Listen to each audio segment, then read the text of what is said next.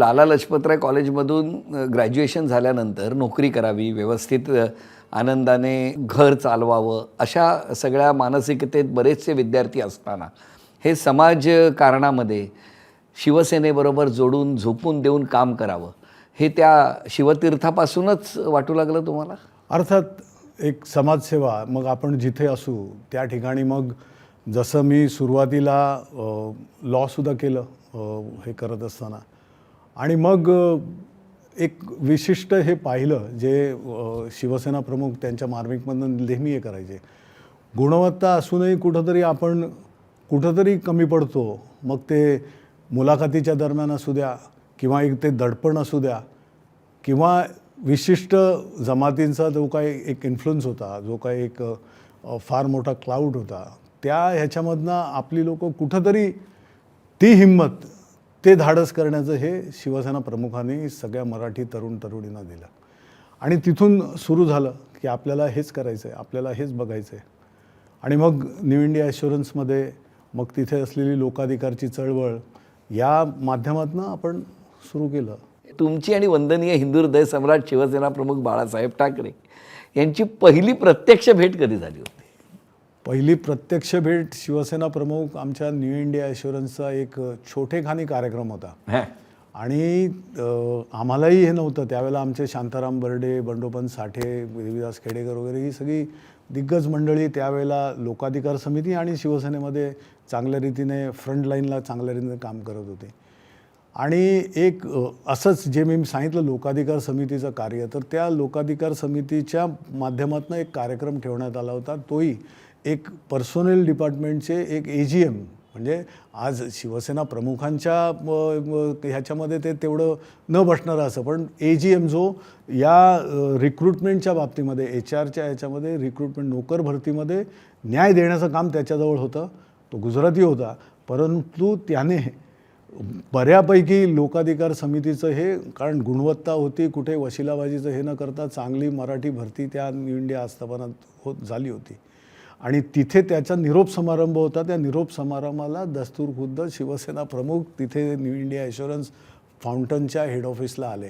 आणि तिथं आम्ही तर आमच्या शिवसैनिक याच्यामध्ये कामच करत होतो, आणि तिथे पहिली भेट झाली. तो साल होतं 1979. आणि शिवसेना प्रमुखांनी अर्थात कार्यक्रम वगैरे झाल्यानंतर कार्यक्रमामध्ये अगदी बोलणं दिलखुलास, शिवसेना प्रमुखांना काय कुठचं हे नाही, त्या अधिकाऱ्याचं नाव होतं घेलाणी. तर शिवसेना प्रमुख त्यावेळेला मला आठवतं एक वाक्य बोलले त्यांना, अहो तुमचं नाव घेलाणी नाही, तुमचं नाव देलाणी पाहिजे. तुम्ही दिलं इथे काहीतरी चांगलं, मराठी भरती दिली चांगली, ही सगळी लोकं तुम्हाला जे आज लोकाधिकारची माझे कार्यकर्ते सगळे एवढं तुमचं हे करतायत निरोप समारंभ. एक जबरदस्त असं भारावून गेलं होतं त्यावेळेला. शिवसेना प्रमुखांचा मायेचा हात माझ्या पाठीवर होता, पडला होता त्यावेळेला. ती पहिली जातीनं त्यांनी विचारपूस केली. पण त्याच्यानंतर शिवसेनेचं पद म्हणून, अधिकृत पद म्हणून तुम्हाला पहिलं कुठलं पद मिळालं? मला सचिव म्हणूनच पद पहिलं, शिवसेना सचिव. आणि नंतर मोठे साहेब आणि आता पक्षप्रमुख उद्धव साहेब यांच्याशी संवाद सुरू झाला. या दोघांच्या स्वभावात काय समानता वाटते तुम्हाला?